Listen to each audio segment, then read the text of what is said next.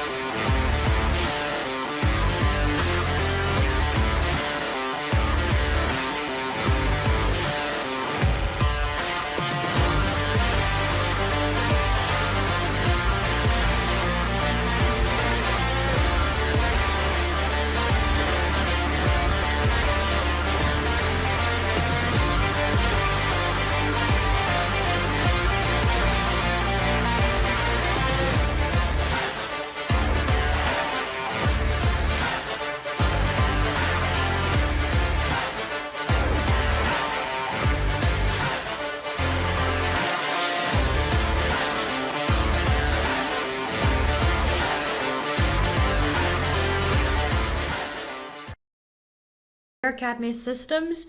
We are based in South Africa. Our head offices are based in the Netherlands, and we also have offices in Belgium and Luxembourg. Our teams are quite large globally, and we're constantly growing. We, as Cadmes, offers a large range of services to add value to our customers. We are the reliable and critical knowledge partner for companies ready to take on the challenge. We'll talk about how we can set up virtual tests in our engineering data, or in other words, how this technology can help a company to do research on their digital models in a way to make the right design choices.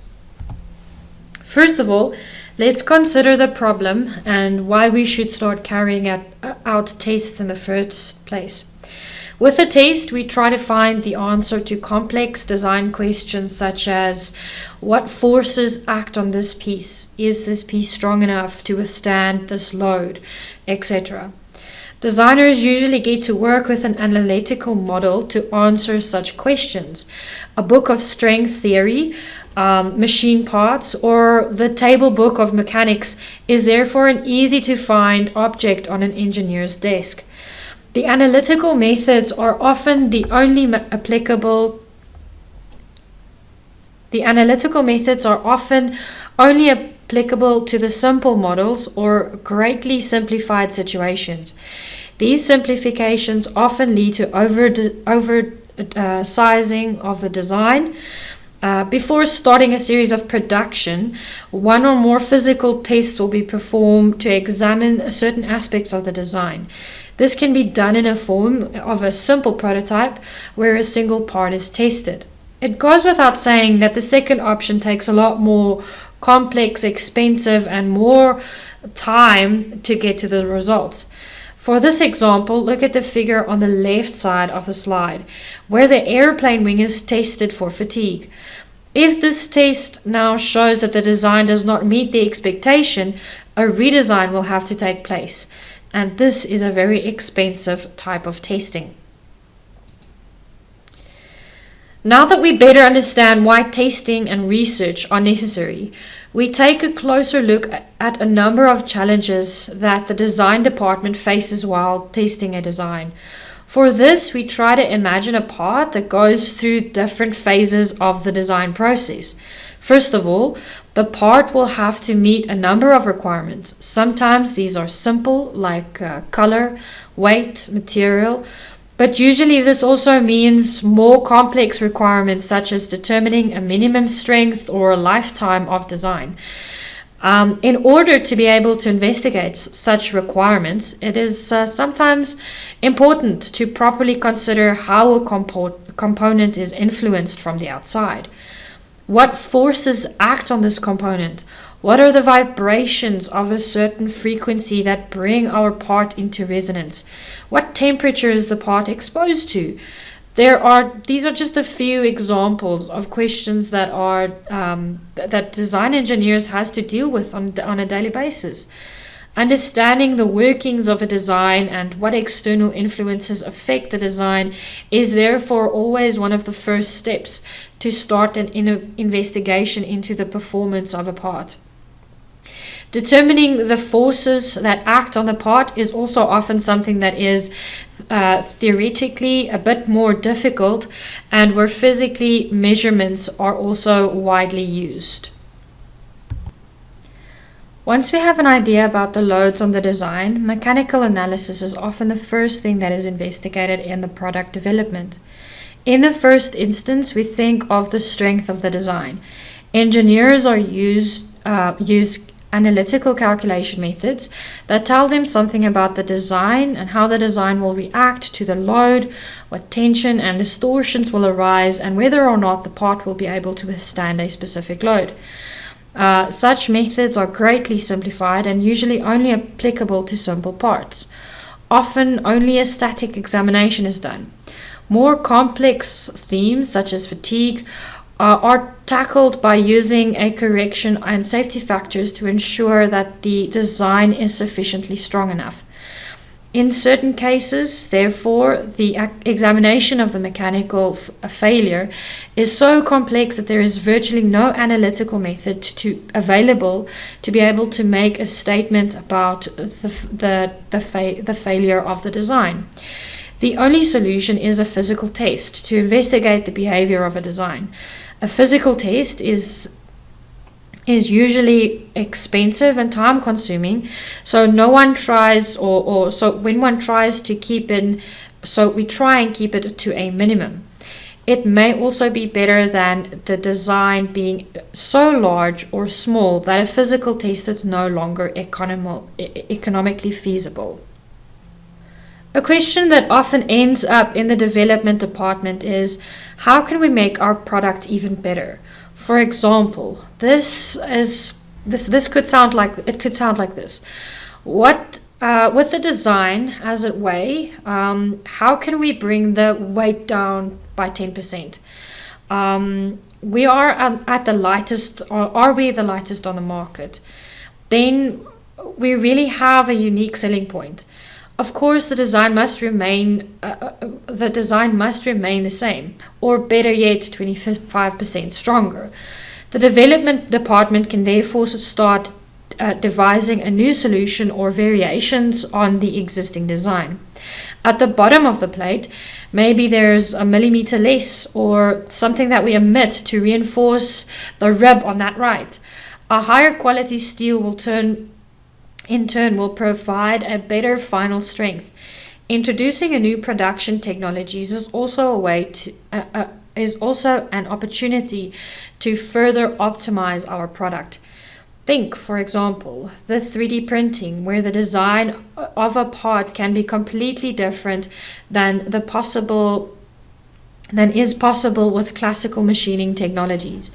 Many ideas arise very quickly, and often too many to investigate and compare in an objective way. Usually, the best candidate successor design is chosen to build a prototype and physically test the performance of the product. Again, very expensive and very time consuming. In the previous slides, we mainly looked at the performance of our design in the interaction with the environment where the product is used on a daily note. A topic that can also be quite complex is the production of the product itself. The production method is often the know-how that the company can make use or can take to the product to market faster, better and better quality products than its competitors. For example, if we look at the metal reshape process, most manufacturing companies can handle the setting of sheet metal. But when we think of a deepening or forging, there are fewer companies on the market like that can produce products of that nature. Not only is this necessary machinery not available for this, it also requires other knowledge within the company to start making those types of products. This knowledge is probably built up by experience, or through the years of improvement on projects and testing, the production method has been put on point. But do we really understand why this production should take place in this specific way? R&D is therefore best done with the development of new products and the improvement of existing products. Let's see what the design cycle looks like and when the design testing takes place.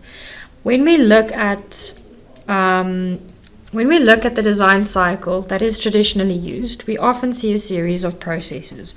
After the initial design, the detailing follows, for example, in which the production drawings for making the prototype is being prepared. Only when the detail phase is completed can the physical tests and other company tests be started. An alternative approach is a parallel design cycle, and this involves attempting to involve tests and validation steps earlier in the design cycle. In addition, eventual errors or problems can be identified more quickly. The earlier this can be done, in the design process, the faster a confirmation can be formulated that the design also meets expectations. It will therefore increase the confidence that developments are moving in the right direction. The chances of reworking will therefore be much lower than in the serial process. We also often see that the lead time of a parallel design cycle is shorter than a traditional one. In a conventional design process, tests are often performed at the end of the design cycle. Design flaws that come to light during these tests often result in extra weight, additional cost, and later startup of series production. The subsequent placing on the market of a product may have an immediate impact on a company's market share. To reduce the development time, testing should be integrated into the design cycle as early as possible. Based on the results, any changes can therefore be made early in the development process. Early changes are usually a lot easier and cheaper to implement and also ensure that the further design processes evolve in the right direction.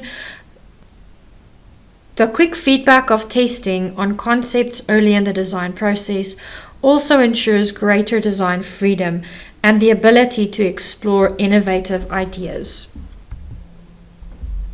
Late testing in the design cycle therefore ensures longer lead times, which often puts pressure on the competitiveness onto the market. Oversizing on parts, for example, turn out to be weak after the initial test, and for which there was not enough time to look for an alternative. Expensive prototypes, which means that they are often avoided or used as little as possible.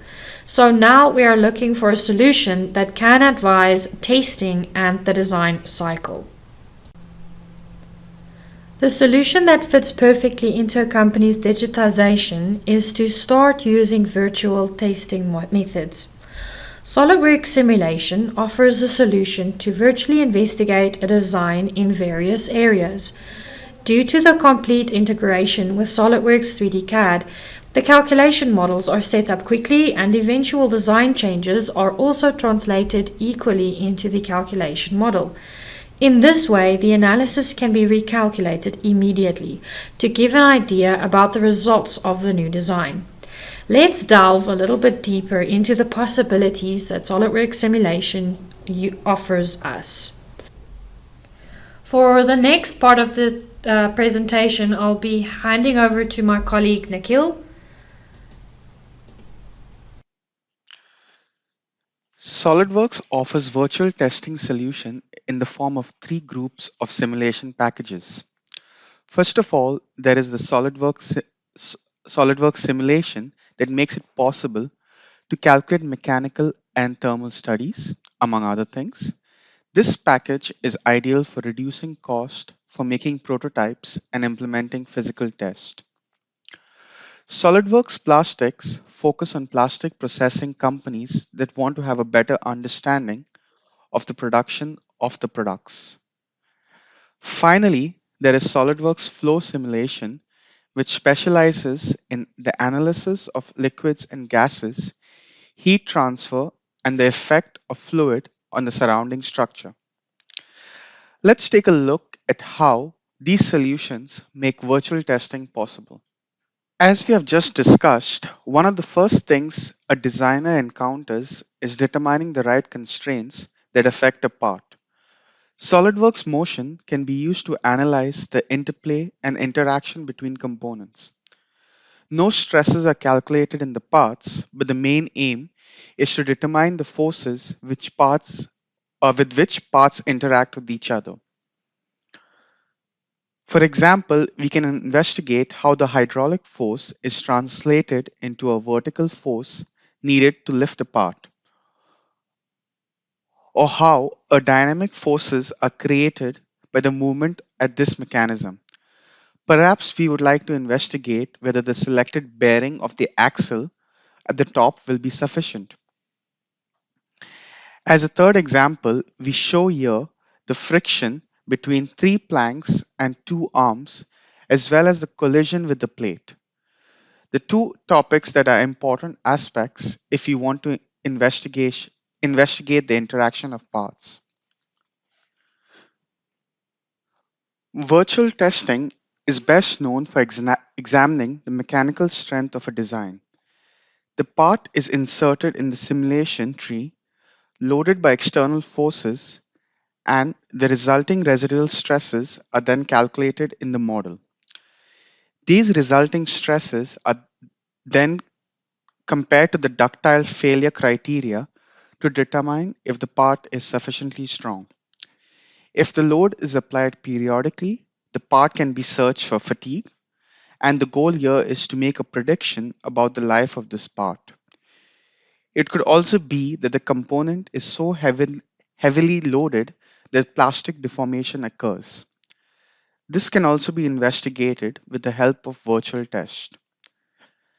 This allows us to determine how much plastic deformation occurs in the part and whether it can still withstand the applied load after deformation. A design can always be better. Maybe it can be made lighter, or by an alternate production method, the production cost can be reduced by half. But what is the best design, and how can I easily investigate this? The use of virtual testing makes it possible to compare different variants without having to make expensive prototypes. In this way, the optimal design can easily be selected with the best mechanical properties, or that the best cooling is provided.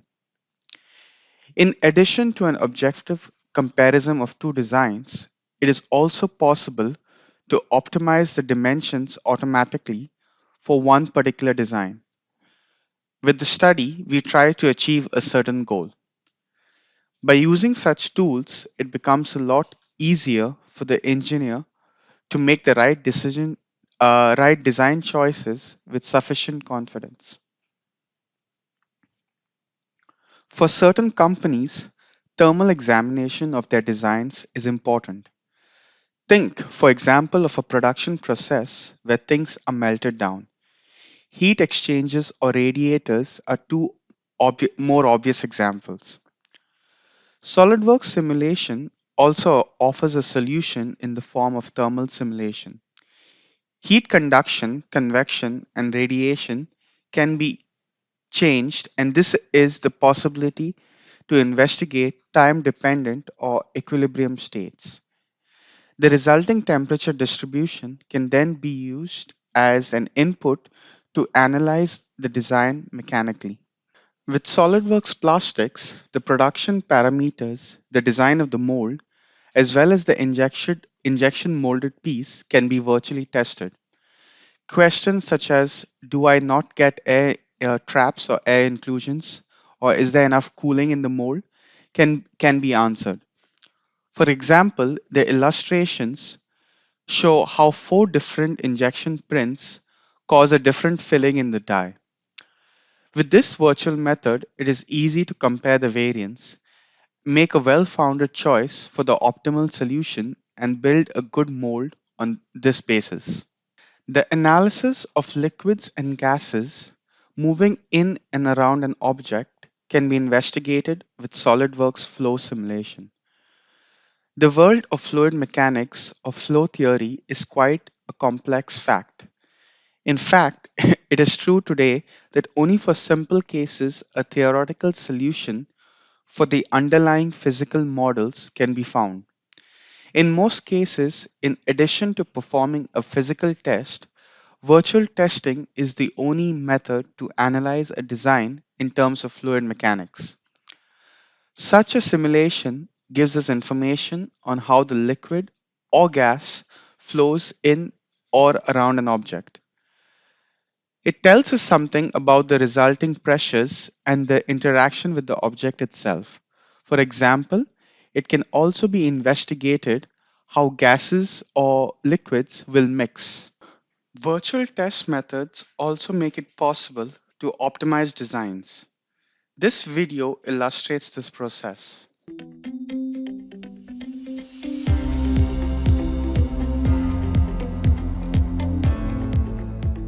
The design of most products requires managing conflicting design constraints. Optimizing all these variables can be a challenge, especially early in the design process. Let's look at a familiar product, an off-road bike. It must be lightweight but strong, stiff but forgiving on impact, all while being able to endure the extreme loads and abuse it will see in its lifetime. How can we solve all these challenges? Let's look closer at the rear suspension of our bike and focus on this rocker arm. Designs often begin like this, with a basic functional shape. Finding the ideal geometry to meet performance goals can be automated using a topology study.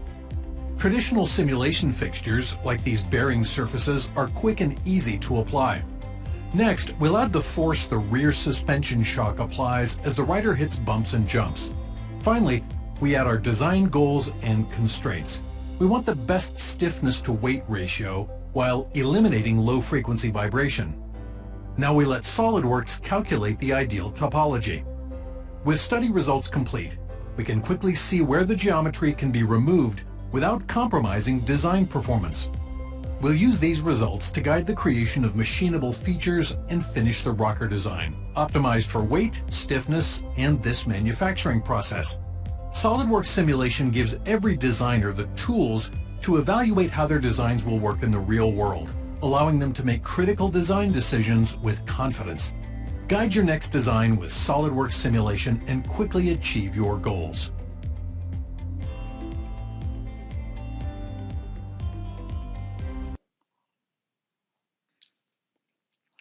So, the question what every engineer would like to know is, how can we trust SolidWorks simulation results, or how accurate it is? And how can we compare this accuracy to all the other simulation software companies out there? And in this report, as you can see, the accuracy of the SolidWorks simulation, it falls within the 1% of the analytical solutions. So let us try and change the way we think when it comes to testing our models. Instead of physical prototyping or outsourcing of an analysis, we can do this in-house virtually on our own systems. Testing virtually allows us to save crucial engineering time and money, which improves the overall quality of our products. This was in a nutshell the various possibilities where we can use virtual testing to better design products. By using technologies early in the design process, we can thus achieve a number of advantages over the traditional physical testing. The ability to examine the designs in detail first and foremost ensure a greater innovation effectiveness. Designs become more efficient and are often more optimized for the application. Researching different variations becomes a lot more accessible for the designers, and the confidence to lay down a good design is substantiated in an objective way. By using virtual tests early in the design process, problems can be identified early. This can save unnecessary costs. For example, physical prototypes would otherwise be necessary to validate a design. This also results in products being brought to the market faster. The well-founded analysis also increases knowledge about the product within the organization, resulting in a better assessment for risk and the prevention of joint failure for a product. SolidWorks simulation offers a good solution to many of the challenges. Due to the good integration with the CAD package, it has been ensured that the simulation technology has become more accessible to the designer than ever before. A number of solutions that certainly deserve a place in companies that are digitally transforming today. We hope to have given you a nice first impression of what virtual testing could mean for you and how this technology can support the digital transformation for your company. Let's have a look at some of the key takeaways for this presentation. So let us try and change the way we think when it comes to testing our models.